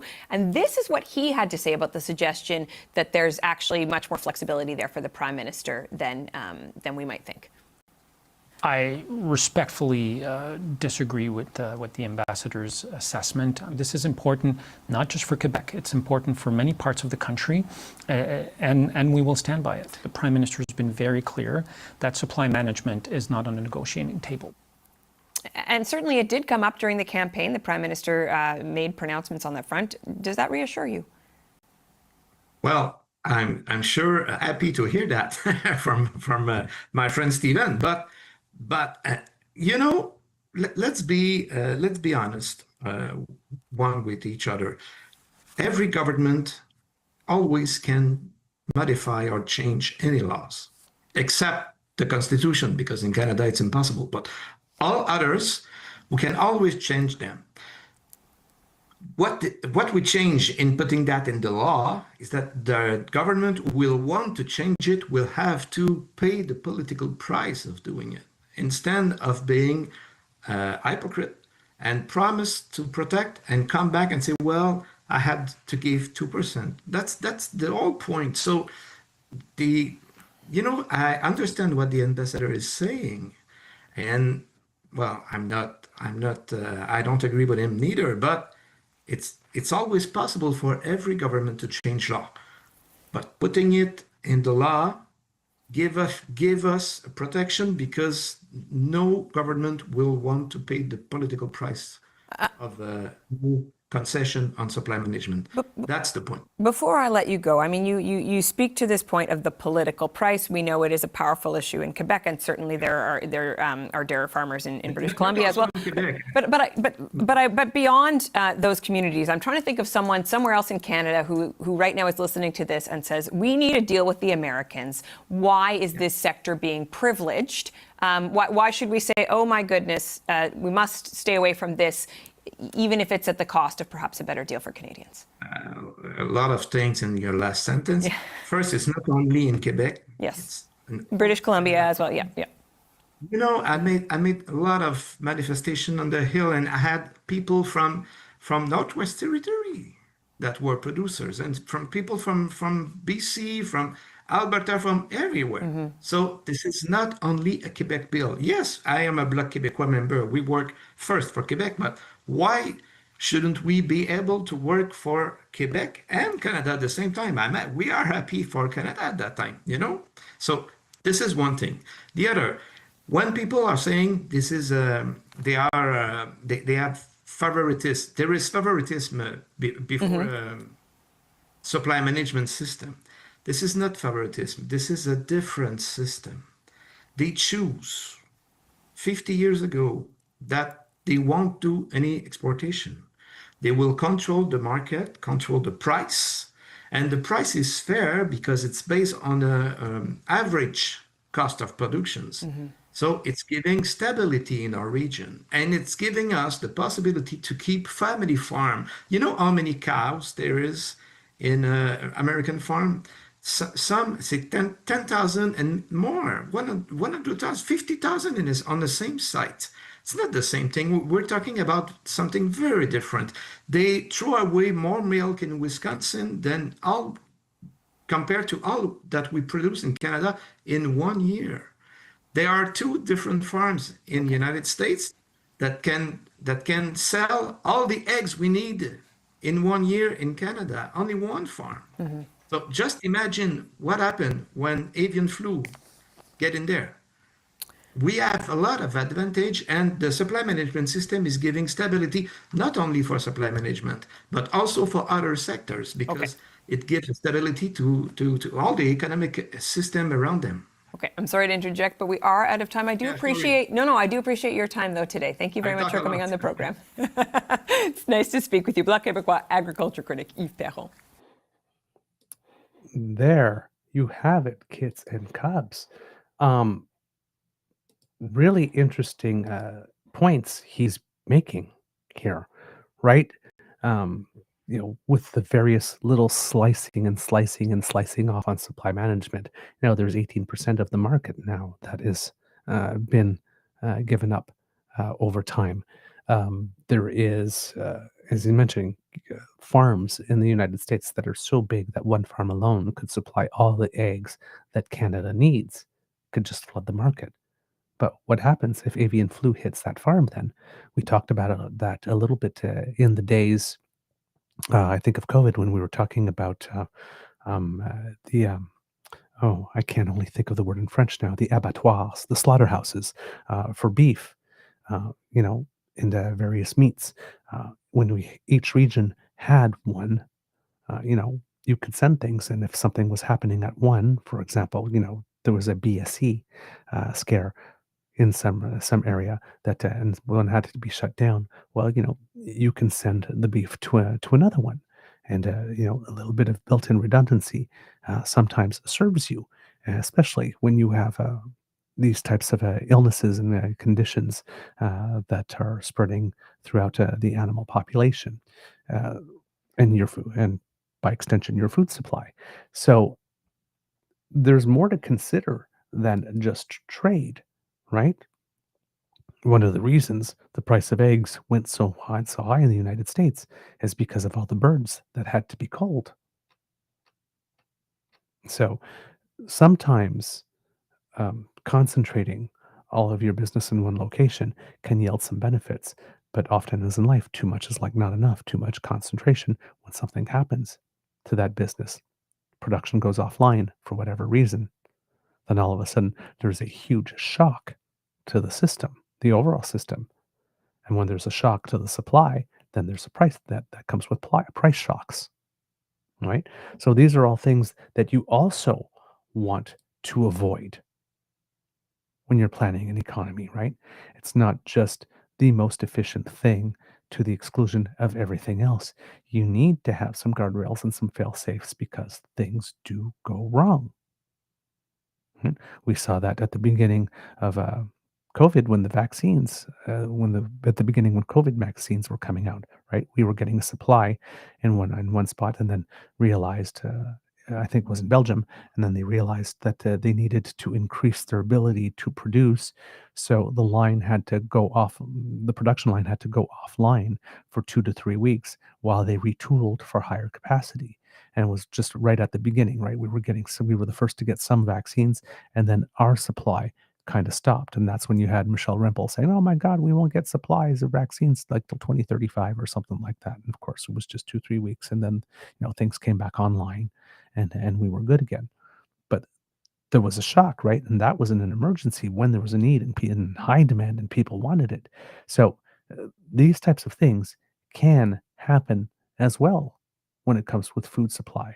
And when we're talking about things like medications and food, right? Things that people need to stay alive, you can't mess around with that. You need absolutely some built-in redundancy. If you don't have it, it's irresponsible. So why would we as a nation want to put ourselves at the mercy of having our entire egg industry wiped out because it can be supplied by one American producer, yes, and run the risk of that one production site going down? It just doesn't make sense that we would put ourselves in that position. It doesn't make sense. So, kids and cubs,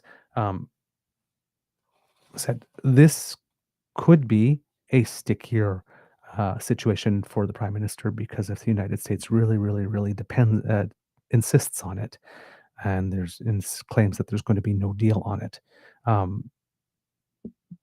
that who knows what happens from that point on.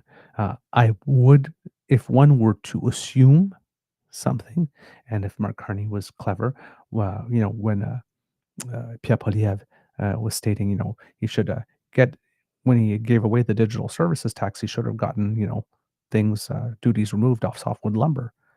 Maybe what he got in that instance was saying, okay, you want us to remove the digital services tax? We know that supply management is one of your big irritants. So we trade that for that. Maybe that was what went on in the trade negotiation, but we don't know because our prime minister is doing the correct thing, not negotiating in public, not chasing clicks, not needing a win somewhere along the way that they can run to their base and crow about because they're not going to get 90 deals in 90 days. Just saying. We don't know.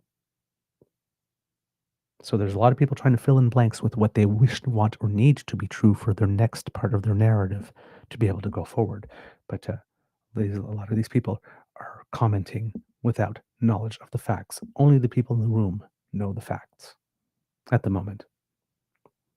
And yes, while it is concerning in some spaces that it seems that the negotiations seem to have really gone one-on-one personal between the Prime Minister and the President of the United States, and we don't know how much role the teams are actually playing, and therefore there is a need for greater transparency in certain areas.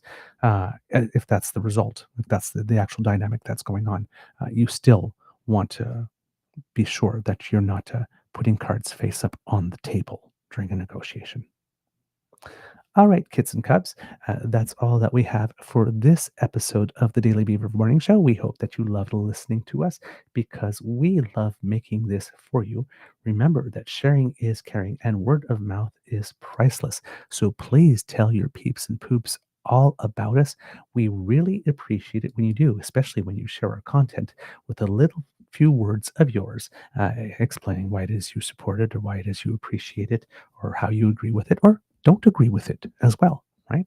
But anything that you do when you add a little bit of something of yours, it helps us. So thank you for that. If you would like to help us in other ways, kids and cubs, well then, hey, maybe you want to slide on down to the True North Eager Beaver Media Incorporated YouTube page at the beckoning of Kits Elaine and Kits Cassie and sign up to that and join the 19,000 who already have, or click on our buttons like, share, and subscribe. It helps us with the algorithm when you do. And because I did things in a totally different order than I normally do today, if you would like to make sure that you do not miss an episode, you don't have to.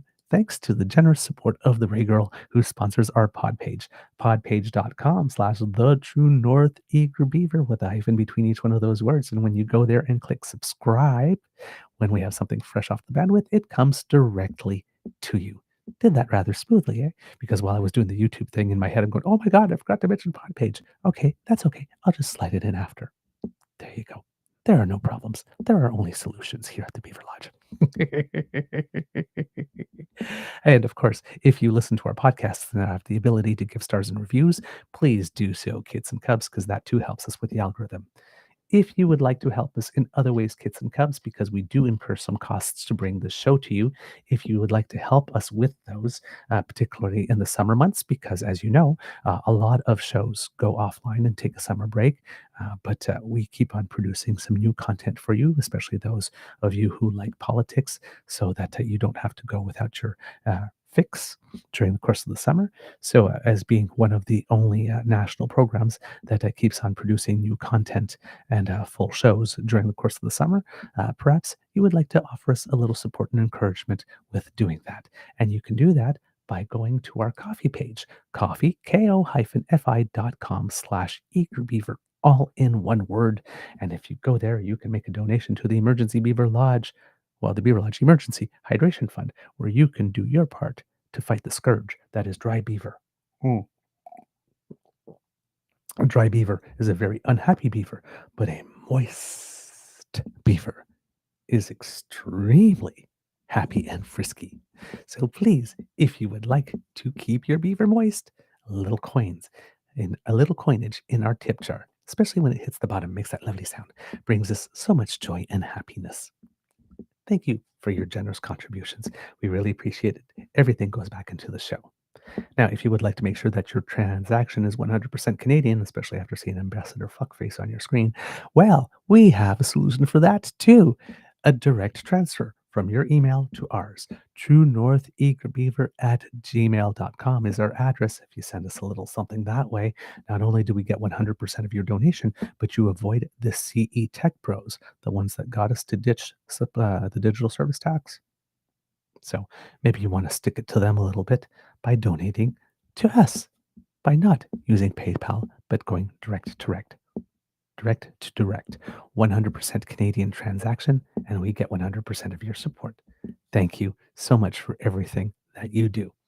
Now, kids and cubs, because democracy is something that you do keep your eyes peeled for Mr. Lukasik's Forever Canadian campaign as it keeps growing.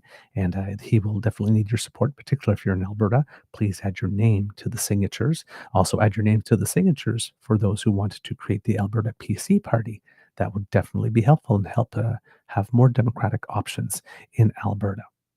Thank you for doing that and doing your little bit to keep democracy going in your own way. Words of wisdom, kids and cubs. Hey, it's the weekend. Let your hair down. Have some fun. Get some rest. And why not treat yourself? Do something nice for yourself this weekend. A little self-care, a little nurturing for the soul, so that you can come back on Monday feeling refreshed, happy, and fulfilled. All right. Let's see. What else do we have? I guess that's it today. Kids and cubs, it could be a tough world out there. So please be kind to and gentle with yourself. And you know what, kids and cubs? I have been promising it all week, and I do have some extra content. So I think today I am going to do a bonus Beaver Day. So I'm going to take an hour break when we sign off, and then I will come back. So let's say 10:15 Eastern time. And then adjust that for whatever time zone it is. And I'll come back with a little extra episode because I have some extra Canada Day stuff and a couple of other things that I'd like to bring to you before we enter next week. So there we go. Double Beaver today. All right, kids and cubs, it's time for the audience participation. Please, with all your voices together, say, Mr. Beaver, please cue the cock. In 3, 2, 1. Oh, yes, yes, yes. You are listening to a True North Eager Beaver Media Incorporated podcast. The True North Eager Beaver podcasts are proudly brought to you by our founding sponsors, the Misfit Mysteries from Corvid Moon Publishing, your source for science fiction, fantasy, and cozy mysteries featuring a broad diversity of characters. CanadianTarot.com, your uniquely Canadian online eclectic tarot community. And The Peppermaster, hot pepper sauces made from farm-fresh ingredients to thrill your taste buds and expand your mind. We are grateful to the Crier Media Network for its support, Pete Jarvis for our artwork, and Paul Joseph Something for our opening and closing sequence music.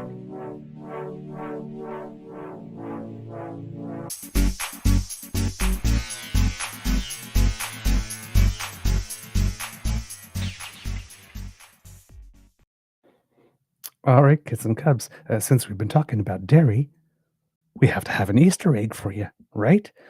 This is courtesy of Kit Uncover, who sent this to the DMs during the show. It's an interesting moment. The United States brought to us here by Midas Touch. I'll just put this on full screen and what? Did y'all see what I just saw?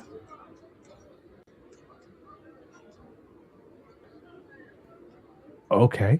For those of you who are listening at home, it seems that during a vote going on in the United States, there is a person who is on the floor who is walking to the front and decided to play a little grab ass on somebody else who was there. Some man on man grab ass. Yeah, we just saw that. Don't know if there'll be any consequences. I hope there is, because that's not okay. But yeah, that was weird. All right. Really weird. All right, I'm off for now. Amour et bisous. And yes, in 1 hour, about 1 hour and 4 minutes exactly, 10:15 Eastern Time, we'll be back for some bonus beaver. All right, we'll see you then. Amour et bisous.